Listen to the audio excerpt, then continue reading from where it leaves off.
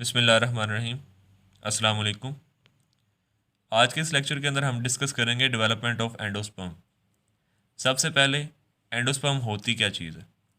Endosperm basically एक nutritive tissue है जो कि सीड का हिस्सा होता है, और एम्ब्रियो जब डेवलप कर रहा होता है तो वो उस टिश्यू को एज ए फूड यूज़ करता है। इसको हम न्यूट्रिटिव टिश्यू क्यों कहते हैं? क्योंकि इसके अंदर मुख्तलिफ़ किस्म के प्रोटीन्स, न्यूट्रिएंट्स और स्टार्च मौजूद होता है। एंडोस्पर्म बनता कैसे है? एंडोस्पर्म डेवलप होता है प्राइमरी एंडोस्पर्म सेल से या प्राइमरी एंडोस्पर्म न्यूक्लियस से, जो कि लास्ट लेक्चर के अंदर हमने पढ़ा था कि प्राइमरी एंडोस्पर्म जो न्यूक्लियस है या प्राइमरी एंडोस्पर्म सेल है वो ट्रिपल फ्यूजन से बनता है।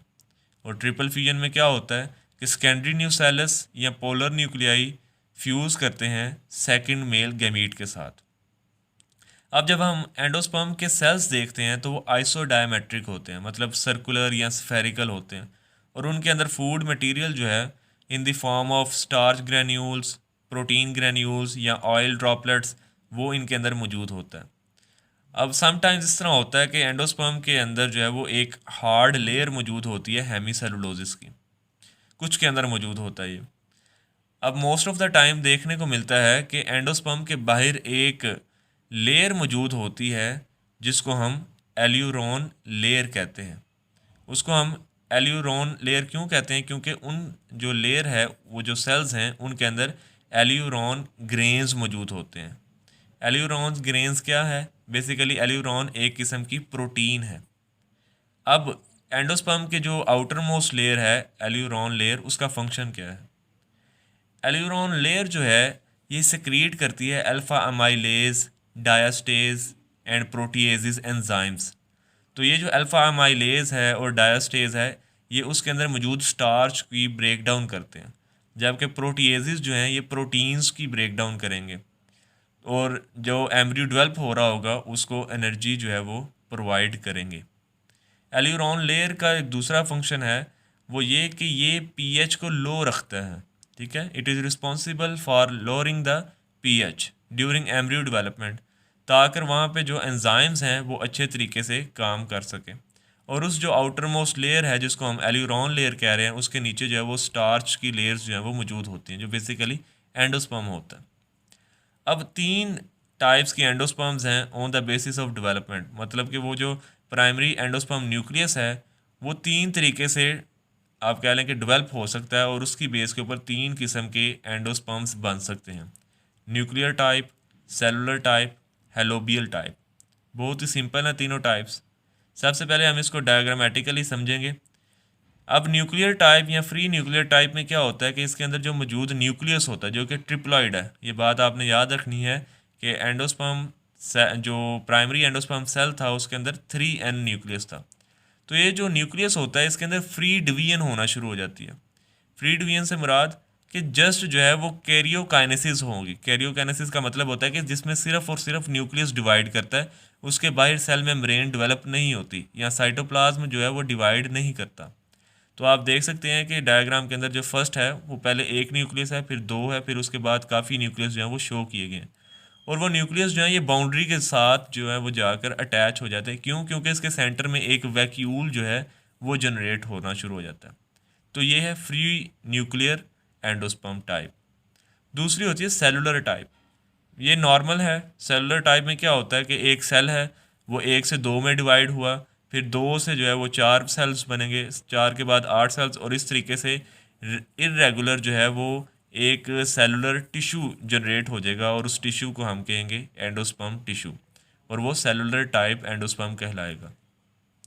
हेलोबियल टाइप जो है इसको इंटरमीडिएट टाइप भी कहते हैं। अब इसमें क्या होता है कि एक सेल मौजूद है जिसको हम प्राइमरी एंडोस्पर्म सेल कहते हैं या प्राइमरी एंडोस्पर्म न्यूक्लियस कहते हैं। उसके अंदर एक ट्रांसफ़र डिवीजन होती है, ट्रांसवर्स डिवीजन, जिसकी वजह से दो चैम्बर्स बन जाते हैं। कौन कौन से? एक माइक्रोपाइलर चैम्बर और एक जो है वो चैलेजल चैम्बर। माइक्रोपाइलर चैम्बर के अंदर फिर फ्री न्यूक्लियर डिवीजन स्टार्ट हो जाती है। ठीक है, जिनके गिर्द जो है वो सेल मेम्ब्रेन नहीं होती, इसलिए इसको इंटरमीडिएट बोला। क्यों इंटरमीडिएट टाइप बोला? क्योंकि पहले जो है इसके अंदर सेलुलर टाइप की तरह डिवीजन हुई है, अब इसके अंदर फ्री न्यूक्लियर डिवीजन जो है वो स्टार्ट होगी। जब फ्री न्यूक्लियर डिवीजन स्टार्ट होती है तो एक बात याद रखनी है कि जो माइक्रोपाइलर चैम्बर होगा उसके अंदर न्यूक्लियर डिवीजन्स ज़्यादा होती हैं एज़ कम्पेयर टू चैलेजल चैम्बर, जो कि आप डायग्राम के अंदर भी क्लियरली देख सकते हैं कि माइक्रोपाइलर चैम्बर जो टॉप के ऊपर है उसके अंदर ज़्यादा न्यूक्लियर डिवीजन हुई है, जबकि जो चैलेजल चैम्बर है उसके अंदर कम न्यूक्लियर डिवीजन हुई है।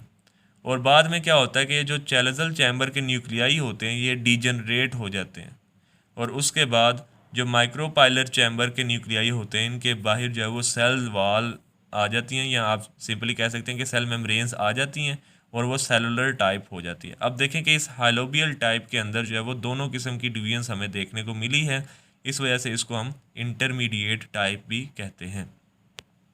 अब इसकी थ्योरी एक दफ़ा देख लेते हैं कि न्यूक्लियर टाइप एंडोस्पर्म में क्या होता है कि प्राइमरी एंडोस्पर्म जो न्यूक्लियस है वो डिवाइड करता है बाय फ्री न्यूक्लियर डिवीजन्स, और इनके बाहर वाल जो है वो जनरेट नहीं होती, लेकिन सेंटर के अंदर एक लार्ज वैक्यूल बन जाता है जो इसके साइज़ को इंक्रीज़ करता है, और जो न्यूक्लियाई बन रहे होते हैं फ्री न्यूक्लियर डिवीजन की वजह से उनको पेरिफेरी मतलब कि बाउंड्री के ऊपर भेज देता है या पुश कर देता है। तो फिर इस तरीके का जो एंडोस्पर्म बनता है उसको हम कहते हैं न्यूक्लियर टाइप एंडोस्पर्म। और न्यूक्लियर टाइप एंडोस्पर्म की जो एग्जांपल है वो है कोकोनट मिल्क, मतलब जो नारियल होता है उसके अंदर जो पानी होता है वो पानी basically liquid form of endosperm है, और वो किस तरीके से बनता है वो न्यूक्लियर टाइप एंडोस्पर्म के तरीके से जो है वो जनरेट होता है। सेलुलर टाइप बहुत ही सिंपल है, इसमें क्या होता है कि प्राइमरी एंडोस्पर्म जो सेल है वो डिवाइड करता है और दो सेल्स बना देता है, और उन दोनों सेल्स के बाहर वाल्स मौजूद होती हैं, फिर वो दो सेल्स जो हैं वो डिवाइड करते जाते हैं और एक जो है वो इरेगुलर शेप टिश्यू बना देते हैं, तो उसको हम सेलुलर टाइप एंडोस्पर्म कहते हैं। अब ये जो सेलुलर टाइप एंडोस्पर्म है ये भी कोकोनट के अंदर मौजूद होता है, ठीक है, वो कोकोनट मिल्क था, मतलब जो पानी अंदर मौजूद होता है, तो ये कोकोनट इनर वाल जो होती है जिसको हम उर्दू में कहते हैं गिरी, ठीक है, वो गिरी जो है वो बेसिकली एंडोस्पर्म होती है। तो वो एंडोस्पर्म जो है जो सॉलिड फॉर्म के अंदर है वो किस टाइप की है, वो सेलुलर टाइप एंडोस्पर्म है। और जो कोकोनट मिल्क होता है, नारियल का जो पानी होता है, वो किस टाइप की होगी, न्यूक्लियर टाइप एंडोस्पर्म की। तो कोकोनट जो है वो उसके अंदर दोनों किस्म के एंडोस्पर्म पाए जाते हैं। हेलोबियल टाइप एंडोस्पर्म जिसको आप इंटरमीडिएट टाइप भी कहते हैं, इसमें क्या होता है कि प्राइमरी एंडोस्पर्म जो सेल है वो दो चैम्बर्स के अंदर डिवाइड हो जाता है, लार्ज माइक्रोपाइलर चैम्बर और स्मॉल चैलेजल चैम्बर। फिर उसके बाद जो है वो न्यूक्लियाई जो है वो चैम्बर्स के अंदर फ्री न्यूक्लियर डिवीजन शो करते हैं। लेकिन एक बात जो इसके अंदर इम्पोर्टेंट है वो ये है कि माइक्रोपाइलर चैम्बर के अंदर डिवीजन ज़्यादा होती हैं, जबकि चैलेजल चैम्बर के अंदर डिवीजन कम होती है। जब डिवीजन्स मुकम्मल हो जाती हैं तो उसके बाद जो चैलेजल चैम्बर हैं उसके न्यूक्लियाई जो हैं वो डीजनरेट हो जाते हैं, और माइक्रोपाइलर चैम्बर के अंदर जो न्यूक्लियाई हैं उनके बाहर जो है वो वाल्स डेवलप हो जाती हैं, और फिर वो सेलुलर टाइप एंडोस्पर्म एक बन जाता है। तो इस किस्म का जो एंडोस्पर्म है जिसके अंदर दोनों किस्म की डिवीजन्स देखने को मिलती है उसे हम इंटरमीडिएट टाइप या हेलोबियल टाइप एंडोस्पर्म कहते हैं, और ये बेसिकली कुछ मोनोकॉट्स के अंदर देखने को मिलता है इस तरीके का एंडोस्पर्म।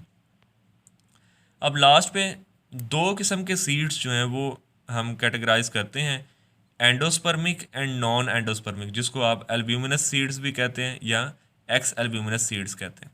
अब इनका डिफरेंस एक दफ़ा देख लेते हैं, बहुत ही सिंपल सा है। एंडोस्पर्मिक सीड के अंदर जो है वो एंडोस्पर्म मौजूद होती है, जबकि नॉन एंडोस्पर्मिक सीड के अंदर एंडोस्पर्म जो है वो एब्सेंट होती है। जो एंडोस्पर्मिक सीड है उसके अंदर कॉटिलेडन्स के अंदर फूड जो है वो मौजूद नहीं होगी, कहाँ पे होती है, वो एंडोस्पर्म के अंदर ही फूड मौजूद होती है। जबकि नॉन एंडोस्पर्मिक के अंदर क्योंकि एंडोस्पर्म मौजूद नहीं होती तो उसकी जो फूड है वो कहाँ पे जाके स्टोर हो जाएगी, कॉटिलेडन्स के अंदर स्टोर हो जाएगी। एंडोस्पर्मिक सीड के अंदर क्योंकि कॉटिलेडन्स के अंदर फूड स्टोर नहीं होती तो इस वजह से इसके कॉटिलेडन्स जो हैं वो थिन होते हैं, पेपरी होते हैं, मतलब बहुत बारीक होते हैं। जबकि जो एंडोस्पर्मिक सीड हैं इनकी फूड कॉटिलेडन्स के अंदर स्टोर होती है, तो इसके कॉटिलेडन्स जो है वो थिक होंगे और फ्लैशी होंगे। अच्छा, उसके बाद जो है वो जो आपके पास एंडोस्पर्मिक सीड हैं, ठीक है, एंडोस्पर्मिक सीड है उसके अंदर पेरिस्पर्म जो है वो मौजूद नहीं होती, जबकि नॉन एंडोस्पर्मिक सीड के अंदर पेरिस्पर्म जो है वो मौजूद होती है। अब पेरिस्पर्म क्या चीज़ है, पेरिस्पर्म बेसिकली एक लेयर होती है जो न्यूसेलस से डेवलप होती है, ठीक है। कुछ सीड्स ऐसे होते हैं जिनके अंदर न्यूसेलस जो है वो रहती है और न्यूसेलस बाद में एक लेयर बना देती है जिसको आप पेरिस्पर्म कहते हैं। और आप लोगों को याद होना चाहिए कि ये न्यूसेलस लेयर हमने पढ़ी थी जब हम ओव्यूल का स्ट्रक्चर देख रहे थे, तो उसके अंदर न्यूसेलस और इंटेगुमेंट्स हमने पढ़ी थी। तो जो न्यूसेलस जिस सीड के अंदर रह जाएगी वो उसके अंदर वो पेरिस्पर्म बना देगी, जिसके अंदर न्यूसेलस डीजनरेट हो जाती है उसके अंदर पेरिस्पर्म जो है वो नहीं होगी।